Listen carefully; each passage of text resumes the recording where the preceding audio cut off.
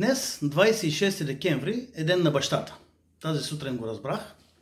И след като си свърших къщната работа, изпрах, прострях, направих закуска, искам да поздравя всички бащи. Бъдете горди с вашите деца и ги подкрепяйте. И тъй като и аз съм баща, и моят син е баща, така че поздрав и за нас самите.